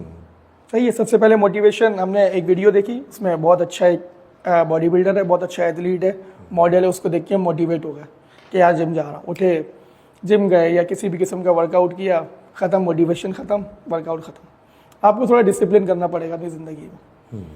सही है। सबसे पहले तो आप मोटिवेशन को छोड़ के डिसिप्लिन की तरफ। डिसिप्लिन तो वैसे भी बहुत जरूरी है, उसके बगैर तो और कंसिस्टेंसी, उसके बगैर तो आपकी लाइफ पैटर्न ही नहीं है, फेलियर है। डिसिप्लिन के साथ आप मोटिवेशन ले रहे हो तो वो समझ में आने वाली चीज़ है। दूसरी बात, टाइम नहीं है। आप आज एक 20 साल वाले लड़के को उठाएं, एक 50 साल वाले एक आदमी को उठाएं जो जिम जाता है, उस 20 साल वाले के पास टाइम नहीं है, 50 साल वाले के पास टाइम है। मिसाल के तौर ज्यादा बिजी है उससे, वो ज्यादा बिजी है, ज्यादा रिस्पॉन्सिबिलिटी है, वो जिम जा रहा है। आप दोनों में डिफरेंस देख लीजिएगा। वो 50 ईयर ओल्ड मैन जो होगा वो उस 20 साल वाले से ज़्यादा फिट होगा। एक 20 साल वाली लड़की जो घर में बैठी हुई है, बोलने पर टाइम नहीं है, मोबाइल यूज़ कर रही है, सिर्फ अपने इन चीज़ों में लगी हुई है। एक वो ख़वातीन जो 40 साल की है, अपने घर के कामों में बिज़ी है, अपने बच्चों के साथ भी बिज़ी है, अपने हस्बैंड को भी देख रही है, हाउस वाइफ भी है, उसके साथ भी फिजिकल एक्टिविटी जिम कर रही है। She is more fit than 20 years हर चीज़ में। वो दिखने में भी अच्छी होगी, वो गुड लुकिंग भी होगी उस 20 साल से ज़्यादा। 20 साल वाला मेल और फीमेल जब उस 50 और 40 वाले को देखेंगे उससे ज़्यादा अट्रैक्ट होंगे, बिल्कुल 100%, इसमें कोई शक नहीं है। तो वो 20 साल वाला क्यों नहीं जा सकता? हमारे यहाँ कल्चर है, फैमिलीज़ में 20-22 साल तक लड़का काम नहीं करता, उसको फैमिली सपोर्ट होती है। तो आपको क्या चाहिए? और पैसे आपको आपके घर वाले दे रहे हैं, टाइम आपको आपके घर वाले दे रहे हैं, आप कहाँ बिजी हो? तो ये ग्लेम एक्सक्यूज। एक बंदा ऑफिस जा रहा है, ऑफिस में बंदा कितना काम कर रहा है? मिसाल के तौर पे सुबह 9 बजे जा रहा है, रात 8 बजे तक, 9 बजे तक, 10 बजे तक। ऐसा कोई ऑफिस नहीं है जो इतना भी रोक रहा है। हफ्ते में एक दिन रोक लेगा 10 बजे तक, 9 बजे तक, 8 बजे तक। मैक्सिमम लोग 6-7 बजे घर आ जाते हैं। आप क्यों नहीं दे रहे अपने आप को 1 घंटा? फिर जो वो 1 घंटा अपने आप को नहीं दे रहा, उससे उसकी पूरी लाइफ इफेक्ट हो रही है, उसके लुक्स खराब हो रहे हैं। आजकल कॉर्पोरेट वर्ल्ड में, ऑफिस में लुक्स का बहुत बड़ा काम है। जो एक गुड लुकिंग बंदा है वो बहुत ज़्यादा आगे है, और एक जो अन गुड लुकिंग है और थोड़ा पढ़ा लिखा ज़्यादा है, उससे ज़्यादा प्रेफर लोग उस गुड लुकिंग को करेंगे, चाहे स्किल्स ना हो उसमें। बेशक ना हो, स्किल्स डेवलप हो सकते हैं, कोई मसला नहीं है, या प्रिटी गर्ल हो, कोई भी हो, मेल फीमेल सिमिलर है जी। स्किल्स उसके अंदर वो डेवलप कर देंगे। सही है। एक बंदा है गुड लुकिंग नहीं है और एक बंदा गुड लुकिंग है, ज़्यादा टाइम देंगे उसको ज़्यादा टाइम। गुड लुकिंग वाले के अंदर स्किल्स डेवलप करने, वो कर लेगा आपके अंदर जल्दी। उन्हें अपनी प्रोडक्ट भी तो बेचनी है। तो आप एक अपने आप पे काम करो, अपने आप पे आपको काम करना चाहिए। 1 घंटे लेम एक्सक्यूज है दुनिया का। आप अक्षय कुमार इतना बड़ा एक्टर है, वो सुबह 4 बजे उठ के जिम जा रहा है। जॉन अब्राहम इतना बड़ा एक्टर है, उससे ज़्यादा तो हम बिजी नहीं हो सकते। वो 5 बजे 6 बजे उठ के जा रहा है, रोज़ शूट पे भी जा रहा है। फिर आपके पास टाइम क्यों नहीं है? पूरी रात आप घूम लोगे, होटल में बैठ लोगे, चाय पी लोगे, सब कुछ कर लोगे, 6 घंटे बैठे रहोगे, लूडो खेल लोगे, पत्ते खेल लोगे, लेकिन जिम नहीं जाओगे। आपकी फिजिक अच्छी हो रही है, आपकी स्किन पे ग्लो आ रहा है, हर चीज़ अच्छी हो रही है, कॉन्फिडेंस लेवल आपका बेहतर हो रहा है, आपकी मेंटल स्ट्रेंथ ज्यादा हो रही है। एक तो जब खुरम भाई, जब बंदा कोई किसी भी किस्म के फिजिकल एक्टिविटी में आता है ना, वो एक नॉर्मल इंसान से 1 स्टेप आगे हो जाता है। हर चीज़ के अंदर, चाहे वो एक स्टूडेंट हो अपनी स्टडीज़ में आगे हो जाएगा, प्रोफेशनल हो, चाहे प्रोफेशनल हो उस चीज़ में आगे हो जाएगा, क्योंकि उसका मेंटल लेवल एक स्टेप आगे हो जाता है, वो डिसिप्लिन में आना शुरू हो जाता है, उसके अंदर बर्दाश्त ज़्यादा हो जाती है, उसके अंदर सोचने की सलाहियत ज़्यादा हो जाती है, वो सिर्फ उस डिसिप्लिन से, वो एक स्पोर्ट्स उसकी ज़िंदगी में ऐड होने से। ज़ुएब अब उसने जिम कर लिया, डिसिप्लिन के साथ, कंसिस्टेंसी के साथ, डाइट पे भी कंट्रोल कर लिया उसने, ठीक है, सारी चीज़ें वो मेंटेन करके चल रहा है, बैलेंस डाइट खा रही है, लेकिन उसके लिए स्लीप और रेस्ट कितना ज़रूरी है? देखिए, स्लीप और रेस्ट तो 200% ज़रूरी है, उसमें कोई शक नहीं है। नींद, ख़ास तौर पे रात की नींद, अल्लाह ताला ने हमारे लिए नींद रात की ही बनाई है। आप पूरा दिन सोते रहो, आपको वो उस चीज़ें, आपको वो बेनिफिट्स नहीं मिलेंगे जो आप रात को 6 घंटे गुड स्लीप लोगे, 8 घंटे एक अच्छी स्लीप लोगे आप। जैसे ही वो 6-8 घंटे आप अच्छी स्लीप लोगे, आपका पूरे दिन में आपकी बॉडी में बहुत चेंजेस आएंगे, आपके मेंटल हेल्थ में बहुत चेंजेस आएंगे, आपकी सोचने की सलाहियत में बहुत चेंजेस आएंगे। आप एक अपने अंदर चेंजेस खुद ही क्या कहते हैं देखना शुरू कर दोगे कि हाँ यार मैं चेंज हो रहा हूँ। जहाँ आप सोना छोड़ोगे, आपकी पूरी लाइफ डिस्टर्ब हो जाएगी, जो आपका पूरा स्पैन है वो डिस्टर्ब हो जाएगा। अगर आप स्टूडेंट हो, आपकी स्टडीज़ डिफरेंट हो जाएंगी। अगर आप हार्मोनियल चेंजेस, हर चीज़ डिसबैलेंस हो जाएगी आपकी, क्योंकि अल्लाह ताला ने हमारा निज़ाम बनाया है ना, रात को आपको सोने की बनाई है। आप क्या कहते हैं, आप उस चीज़ से लड़ रहे हो, आप नेचर से लड़ रहे हो। जब आप नेचर के अगेंस्ट जाओगे तो आप कभी भी कामयाब नहीं हो सकते। ये मिडनाइट क्रेविंग, उसमें क्या आदमी को लेना चाहिए? वरना बाज़ मैंने देखा है कि 7-8 बजे खा लेते हैं और 11-12 बजे जाके सोते हैं, और फिर उनको भूख लग रही होती है, फिर नींद नहीं आती, स्लीप डिस्टर्ब होती है। उसमें उन्हें क्या एडवाइस करेंगे आप?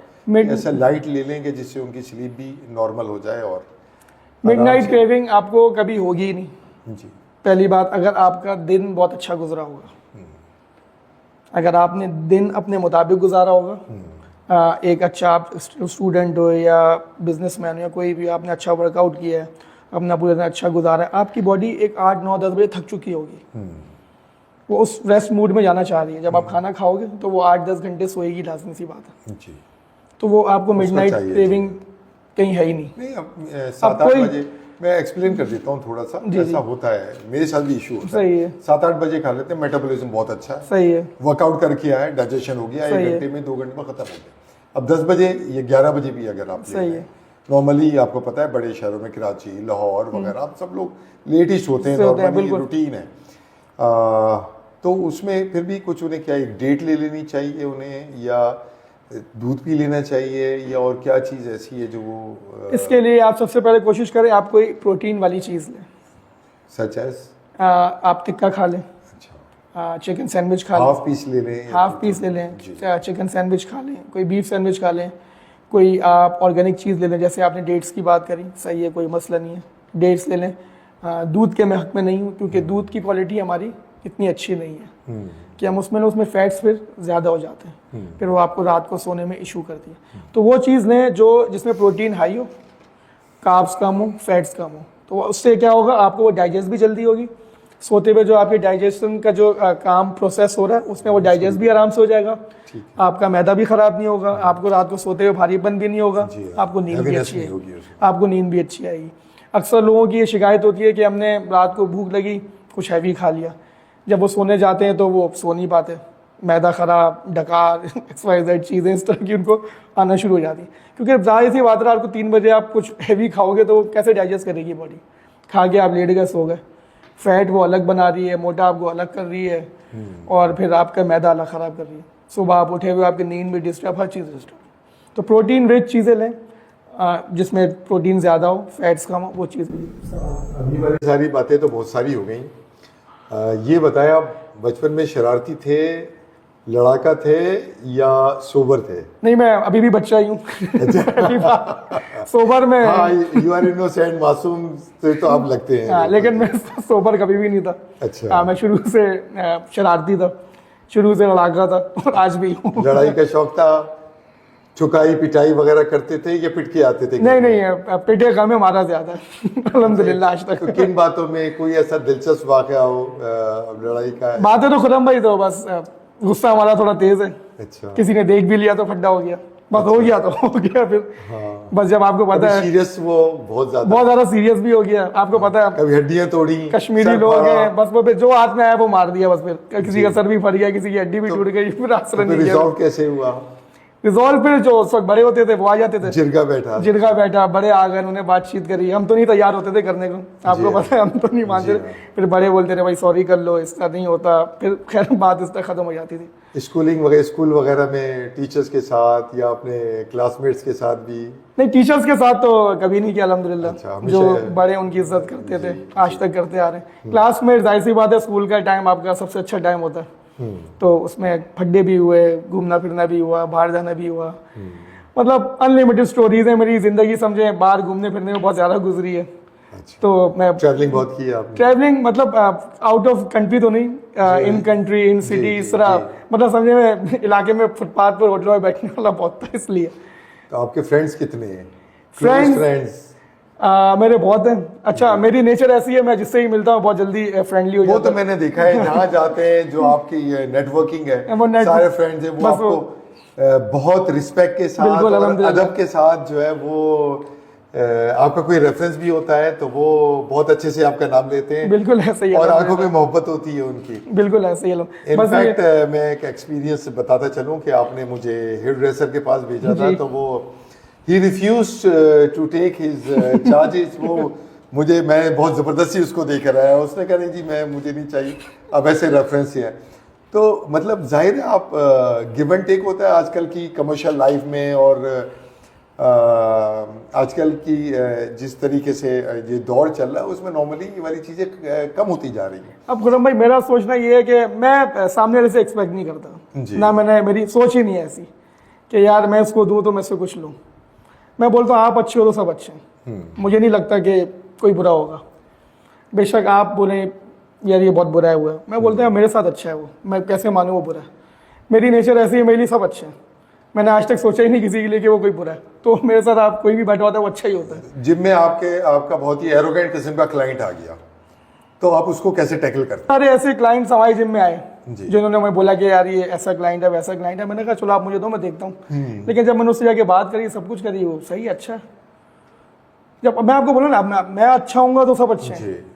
अब वो अगर आगे से एरोगेंट है, मैं भी हो जाऊँगा, ऑब्वियसली बात है, बात बढ़ेगी। अब आजकल का दौर ऐसा नफ्सी वाला दौर है कि हर कोई परेशान है। अब से एक बंदा आ रहा है जिम या एक्सरसाइज करने, अगर वो परेशान है, आप उससे अच्छे से बात कर लो तो वो सही हो जाता है, इसमें कुछ भी नहीं है ऐसा। तो मैं बोलता हूँ आपको अच्छा रहना चाहिए, आप अच्छे रहें, आप हर किसी से हंस के बात करें, हर किसी से उठ के अच्छे मिलें, चाहे बड़ा हो चाहे छोटा हो, तो मुझे नहीं लगता कोई बुरा है, सब अच्छे आज के दौर में। अच्छा, ये बताएं मुझे डूज एंड डोंट्स क्या होते हैं जिम के? डूज एंड या ट्रेनिंग के? जी, मतलब थोड़ा क्या करना चाहिए और क्या नहीं करना चाहिए? क्या करना चाहिए जिम में? जिम में आप आए सबसे पहले, do this and don't do this. आप जब एक्सरसाइज कर रहे हैं, जब वर्कआउट कर रहे हैं, अच्छा वर्कआउट कर रहे हैं, तो डाइट को खराब नहीं करें बिल्कुल। मतलब ये नहीं करें ना यार, आपने या आप खाया, बाहर जाके समोसा खा लिया, वो समोसा आप खा लिया, आपको नहीं पता वो बॉडी से नहीं निकल रहा।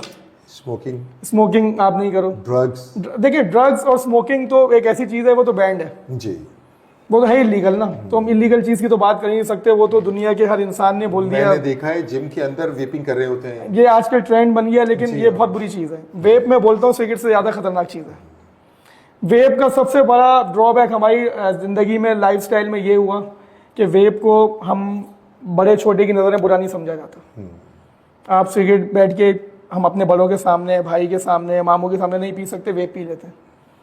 हमारे घर में फीमेल्स जो सिगरेट नहीं पीती थी, वो भाइयों के इनके सामने बैठ के वेप पी रही हैं। वो एक ये बहुत बड़ी बुरी चीज़ आ गई, जिम में पी रहे हैं, कोई उसको बुरा ही नहीं समझ रहा, लेकिन वो बुरी चीज़ है बहुत, वो आपको अंदर से बहुत ज़्यादा ख़राब कर रही है। आप जिम कर रहे हो तो वो नहीं करो, कोई भी आप काम कर रहे हो तो वो नहीं करो। तो ये तो वो चीज़ें जो समझे प्रोहिबिटेटेड है, बिल्कुल इनका कोई काम ही नहीं है, तो उसमें तो हम वो तो आप ना ही कर दें, उसको तो हम एक्सपेक्ट कर ही नहीं सकते कि आप जिम कर रहे हो तो ये कर लो। आप किसी भी किस्म का नशा हो या कोई भी ऐसी चीज़ हो। डाइट्स की हम बात कर सकते हैं कि आप ऑब्वियसली बात है, आप इतना अच्छा वर्कआउट कर रहे हो, इतना अच्छा आप कर रहे हो, तो उसको क्यों ख़राब कर रहे हो कि छोटी मोटी चीज़ों के लिए, या कढ़ाइयाँ खा के, ये खा के 10 दिन 15 दिन में आपने एक दफ़ा खा लिया, समझ में आता है ये थोड़ी आप रोज खाई जा रहे हो और मतलब अवेयर करना है कि these are the crimes basically in your training. बिल्कुल ऐसे ही है जी हाँ, and it should be a part of the lifestyle to keep yourself away from these things. बिल्कुल ऐसे ही। कभी कभार आपने खा लिया, मना नहीं है, एक दफा खाने से कोई मोटा नहीं होता, जी हाँ, एक दफा खाने से कोई पतला नहीं होता, लेकिन वो एक दफा ही होना चाहिए। दिन में एक दफा, दिन में नहीं, 15 दिन में एक दफा 15 दिन में, 20 दिन में। देखिए जब आप शुरू करेंगे ना तो आप ऑटोमेटिकली इन चीज़ों से दूर होना शुरू हो जाएंगे। जब आपको अपने आप से प्यार होगा तो आप नहीं करेंगे ये चीज़ें। बिल्कुल, ये वाली बात तो है।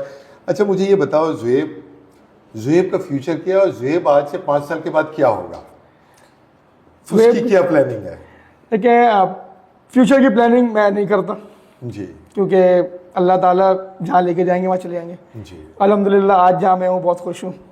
ट्राईफिट में फिटनेस मैनेजर हूँ। हिकमत तो ज़रूरी है हमारे शहर के अंदर। बिल्कुल, आई एम वेरी सेटिस्फाइड। इंशाल्लाह अगले 5 साल भी ट्राईफिट के साथ ही रहेंगे और बहुत आगे जाएंगे इंशाल्लाह। बाकी जहाँ अल्लाह ताला लेके जाएगा मैं किस्मत पे और नसीब पे बहुत ज़्यादा बिलीव करता हूँ।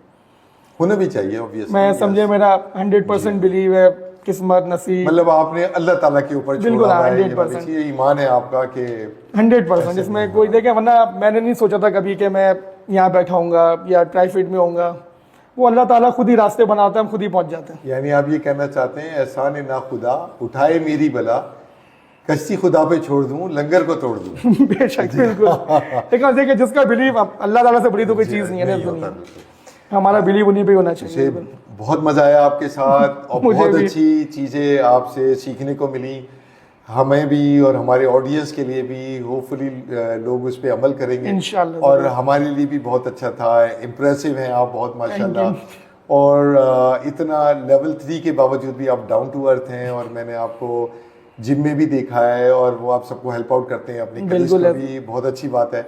बहुत अच्छा लगा। Thank you very much for being with us. मुझे भी बहुत अच्छा लगा, थैंक यू।